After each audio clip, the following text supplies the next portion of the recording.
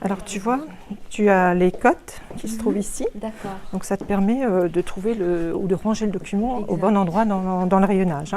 C'est un duo qui fonctionne. Marie-Claude explique les rudiments de son métier au cœur de la bibliothèque universitaire de Sarreguemines.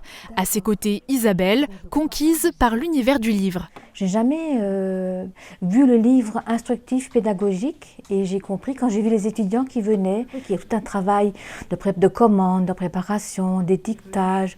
Mais cette journée d'immersion professionnelle a un but bien précis. Elle s'inscrit dans le concept Duo Day, la création d'un binôme handicap-valide. Donc c'est surtout pour lever des freins et changer le regard que les personnes peuvent avoir sur le handicap.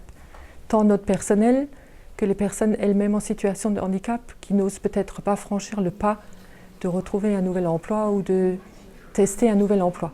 L'accueillant est une part importante dans le processus, déjà parce qu'il découvre la personne et son handicap le jour même et doit donc s'adapter.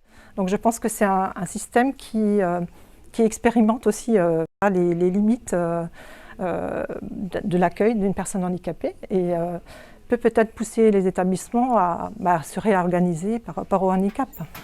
Car il peut être invisible. C'est le cas pour Yves, ancien responsable de magasin, intégré pour la journée au golf de Sarreguemines. Alors moi j'ai un handicap au niveau de mon bras. Bras droit, hein, c'est-à-dire celui que j'ai utilisé le plus, et mes cervicales, c'est-à-dire j'ai un nerf qui a un passement. Et j'ai perdu un peu d'autonomie au niveau de ma main. Et pour intégrer correctement un travailleur en situation de handicap, il faut savoir repenser les équipements ou encore aménager les horaires. Ici, il y a justement des choses à améliorer au niveau de l'installation pour l'accueil des personnes handicapées en particulier. Grâce à ce Duo Day, on a peut-être un nouveau regard. Autre objectif du Duo Day, l'insertion, avec parfois une période de stage proposée. À l'échelle nationale, 10% des cas aboutissent à un retour à l'emploi.